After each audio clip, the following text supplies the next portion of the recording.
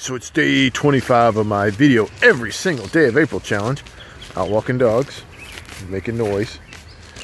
Yeah. So my diet's not doing too good. I didn't lose any weight this week, but I feel like I burnt some fat and I moved some stuff around. I moved weight around, if that makes sense. I feel thinner in the waist. But I still got some work to do, but this week is competition week. And last week I was really having trouble focusing and thinking, so we can't have that during competition week. So I've got 2 days to get back on my Chick-fil-A diet, today and tomorrow. And then I'm gonna try to get a little bit more protein and just to help thought process and help heal a little bit, because I'm gonna be dry firing a lot next few days and just training for my match. I want to be able to, you know, recover from that. I noticed last week I was a little bit sore than normal, and I really had trouble thinking. But it's going to be a good day, and I'm not really too worried about the weight, you know. Okay, so if you look at the math, I gained 0.2 pounds last week, so you know that could be a lot of things. It's really hard to judge the weight, but I'm feeling good. You know, I'm feeling lean, but I got a few more pounds that I want to lose, but I don't want to lose any muscle. Okay, for IDPA this year, some new gear I added is Magpul PMAGs for my Glock. Magpul makes just great products, and I've been using their PMAGs in my AR, and you know, I really like all their products, and they're less expensive than a factory Glock magazine, and I just bought a few of them to beat on and throw in the dirt and stuff. So if you compare them with the factory Glock magazine, this is the Magpul and this is the factory Glock, and you can tell the orange followers, the PMAG. So if you look at the back, the Magpul's just a little bit lighter, and you can tell the factory Glock has this steel insert and has all the witness holes down the side. The only witness hole on the PMAGs are down at the back when it tells you it's full. So that's one of the downsides to it. But a super upside is this base plate. This base plate's really easy to get off, and it goes off toward the rear. So the base plate's definitely an upgrade from the factory Glock. If you don't know, these things are a pain to get off, and they go off toward the front. So if you do have a damaged one or one that's not sitting in, when you go to insert it real fast, you can knock the base plate off, and then everything falls out the bottom. But that rarely happens. These base plates, like I said, are really hard to get off. That takes some user error or installation error to get them in there wrong like that, for that to happen. So that gets me to my video here, and the problem I had with the PMAGs. So last year I was going to shoot a compact carry pistol for IDPA, which is the compact gun size. So I already had all my Glock magazines for my 34, and last year you could put a big base plate on this and stick this in the compact gun because the height was the same for all the divisions. But now they have shrunk it, and now this is 1/8 of an inch too long. So I'm going to try to hold it in the same place here. So this is illegal by 1/8. Legal. Let's get that out of there. Illegal.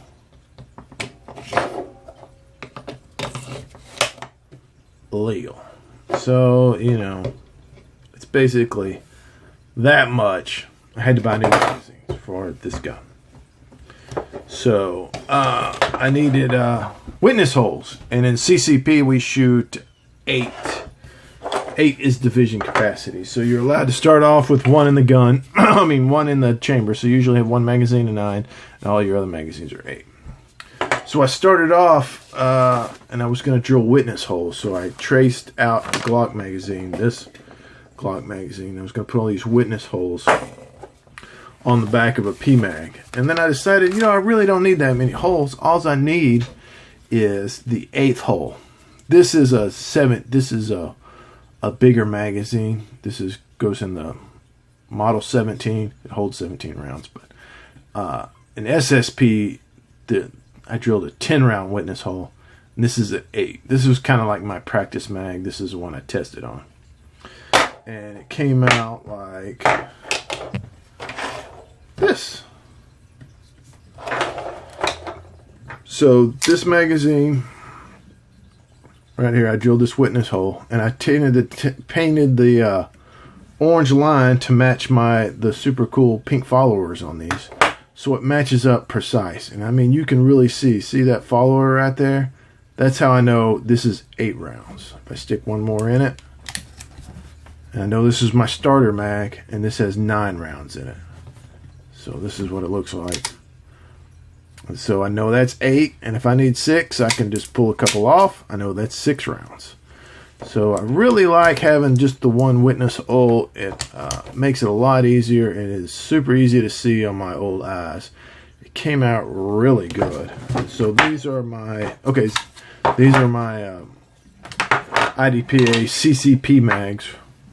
They're all Magpuls with the hole drilled out, and then I put just a paint marker, and I put an orange line across to match the follower. And I'm really happy with it. It's turned out really good. It worked great. I was able to put these Apex base pads on here, and it just gives me a little bit more clearance to go with my mag well here. So it's nice. So that's what it looks like now, compared to the factory base plates here. So these don't add anything. They just make the bottom of the magazine heavier, so it's heavier down here. So really happy with this. It was really tough. I didn't drill it too precise. I got this one a little low. I got this one a little high.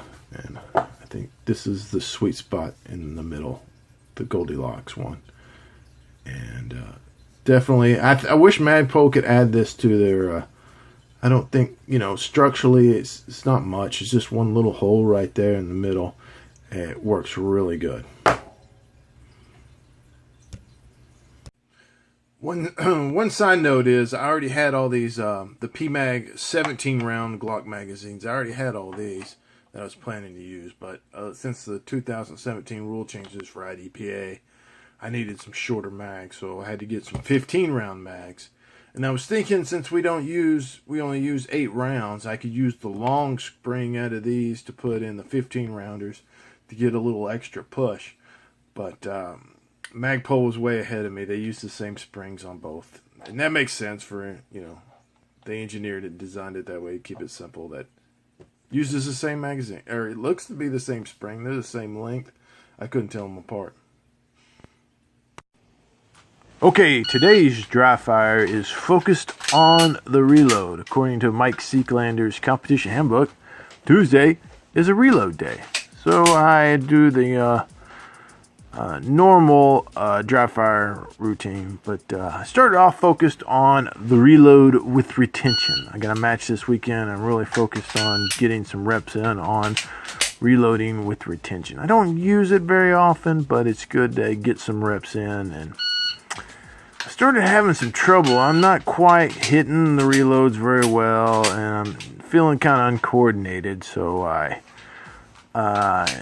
there's no sense in not practicing perfectly, right? You got to practice perfectly. So if you're having a problem, go ahead and stop, and then just focus on what you can do. So I just went back to basics and got some reps of putting the mag, inserting it into the pistol, just a bunch of reps like that, get some coordination back, you know, after the weekend and the time off. Really just getting some reps in at basic. And then the key to the reload is really the purchase. You got to purchase a magazine consistently every single time. A lot of people, sometimes we don't practice it as much as we should. So that's the key, is grabbing the magazine the same every time. So I banged out some reps of just basic little parts to help me get, back to form. Right here, I'm just grabbing the mag over and over again, just making sure I'm grabbing the same part every time and make sure it's consistent.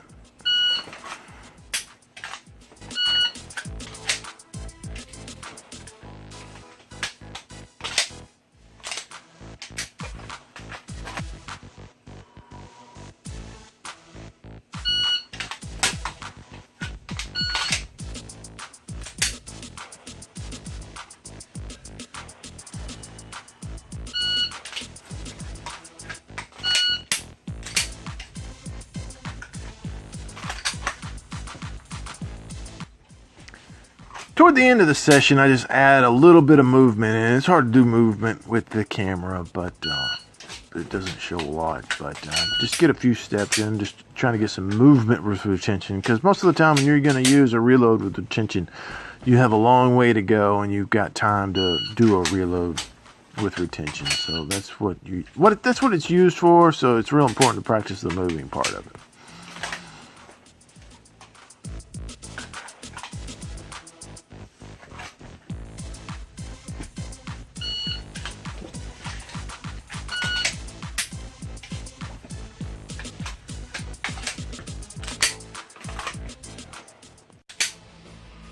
Alright, since I got my Punisher shirt on, I'm going to break the rules. Try a super tactical reload. Throw my magazine in my pocket, reload. Magazine. That's going to work.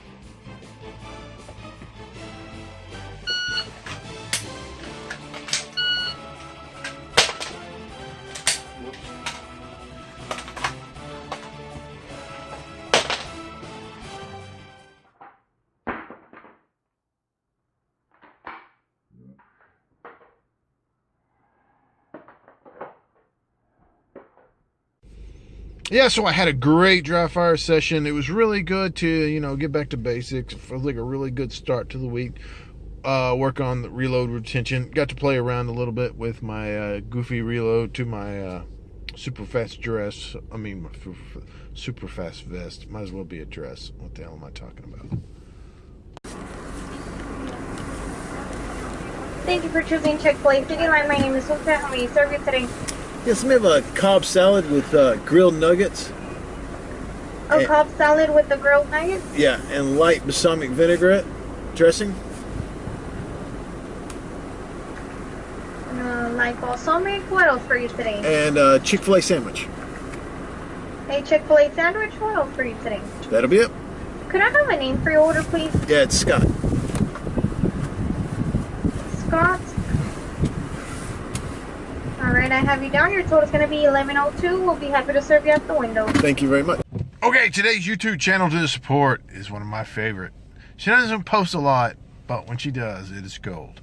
It's Ashley Rourke. Ashley Rourke is an amazing shooter. She is one of the top shooters, and she's like a teenage little girl. It's kind of embarrassing being 40 and wanting to shoot like a teenage girl, but she has some serious skills. And she is really accurate. She's not one of these hoser type shooters. She's a 3-gun shooter, and she can run the shotgun, she can run the rifle, and she is amazing with a pistol. So go check out Ashley Rourke. If you don't know who that is, you got to know who that is. And I learn a lot just by watching her movements and stuff and how she handles her gun. And she's probably one of my idols, and she's a teenage girl.